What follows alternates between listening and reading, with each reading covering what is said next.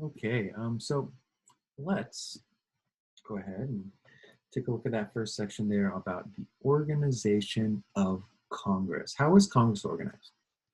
And we know from our readings on constitutional compromises that the Connecticut Compromise, as it was called, made a bicameral Congress, which is a Congress with two different parts. The first part is the House of Representatives. The second part is the Senate. The House of Representatives has 453 members. The members are selected by the population of the state.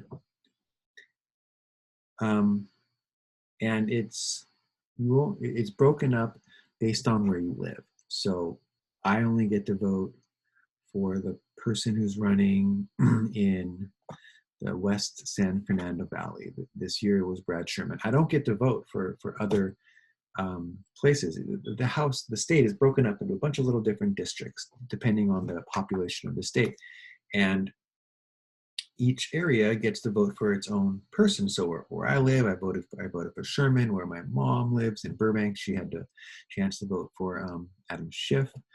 If you live over where my mother-in-law lives in Santa Monica, there was a separate person there. Each small area gets to vote for its own representative.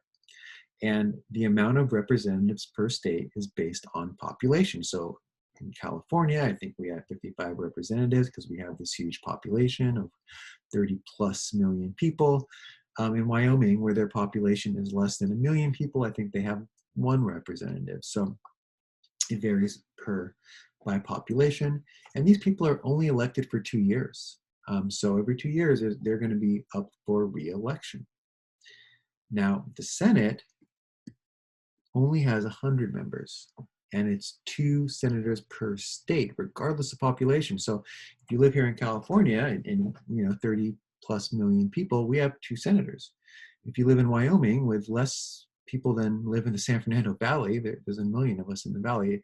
In the entire state of Wyoming, there's like 750,000 people, but they have 2 senators. So it's not representation based on population, but instead based on the fact that you're a state, I guess, or land. I'm not sure the right way that it's put.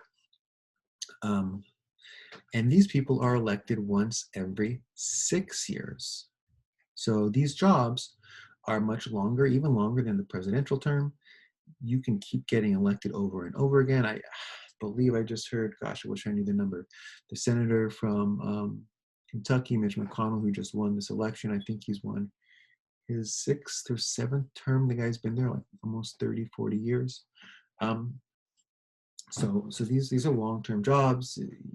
You only get elected once every 6 years. The idea is that you won't really base every decision based on the next election. And keep in mind that when the framers of the Constitution set it up this way, people didn't vote for the Senate.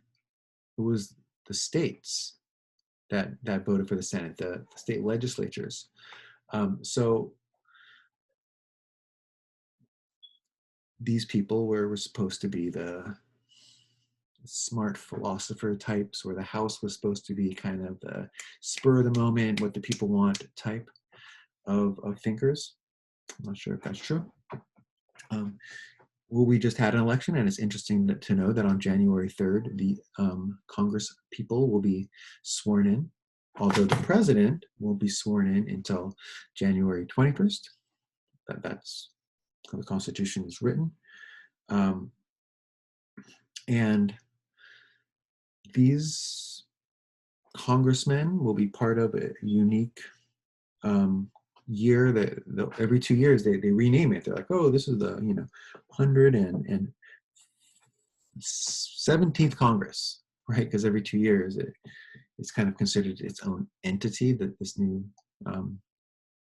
group of people, this new group of congressmen and women. And we get to see it happen live right now. We just had an election. We know that right now there are, a few races that haven't been called, but most have. And the makeup of the House and the Senate has already kind of been shaped. And we're going to get to see that first week of January, they'll get sworn in, they'll show up with their family, they'll take pictures, and then they'll start working. And that's how our Senate is set, that's how our Congress is set up.